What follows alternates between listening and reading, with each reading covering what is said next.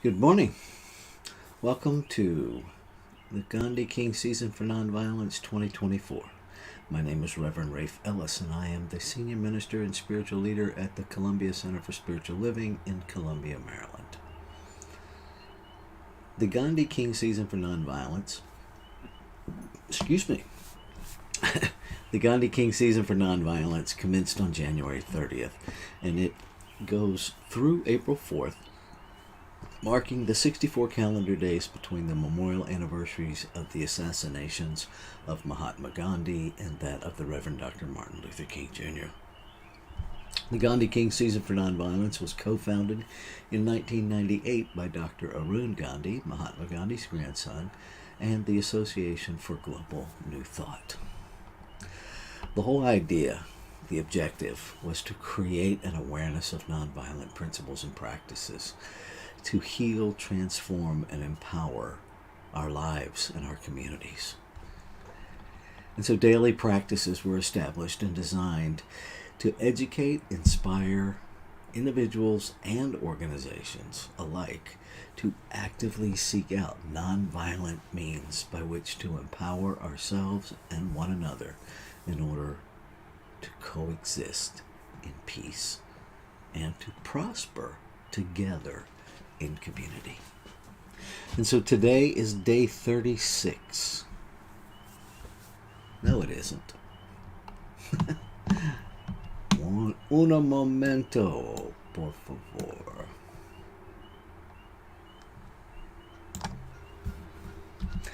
Today is day 37, March 7th. And our thought for today is graciousness. Are we willing to make all sorts of gracious concessions on things that do not matter in life, and yet stand unshakable on essentials? To do this, we have to be detached from our opinions. This doesn't mean being wishy-washy or lacking strength in our convictions, but that we cultivate the forbearance not to force our opinions on others. Now, I think that could be a challenge for us these days. And here we are in the throes of yet another, what has the capacity to be very contentious election cycle. And I say it has the capacity to be that because it's not automatically that. It's that because we choose to interact in that way. The process itself is neither calm nor contentious, but wholly enacted by the thought and the activity and the behavior of the people engaged in it. And I think that's challenging for us to accept sometimes.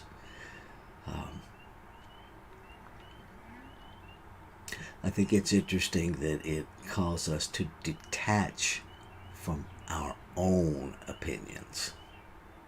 See, it's pretty easy for me to detach from your opinions, or at least to think I've detached from your opinions.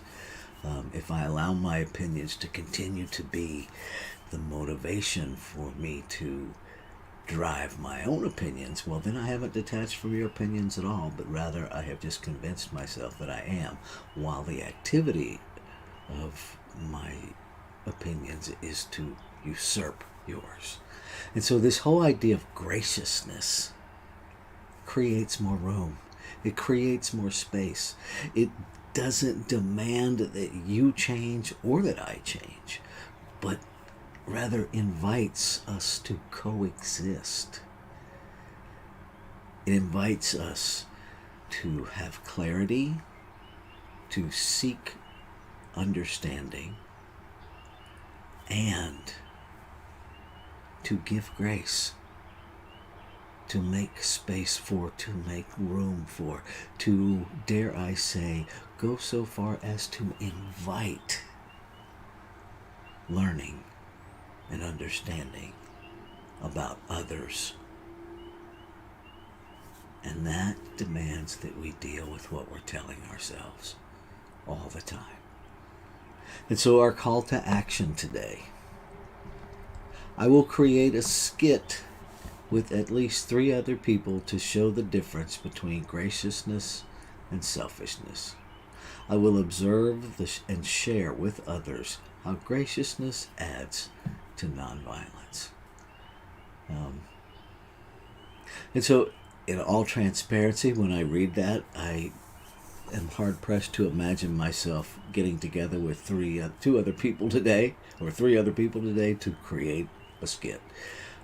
But what I can imagine is observing and sharing with others my experience of graciousness,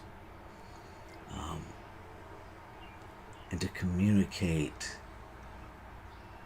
about graciousness, and more importantly, to be the activity of graciousness. So that's what I'm going to do today. I'm going to focus on being gracious and giving wide space for opinions that differ than mine, to grow me. I always have something to learn. Today I'm going to go learn it, and I'm going to do it as peace. So I invite you, no matter what you do today, go be peace.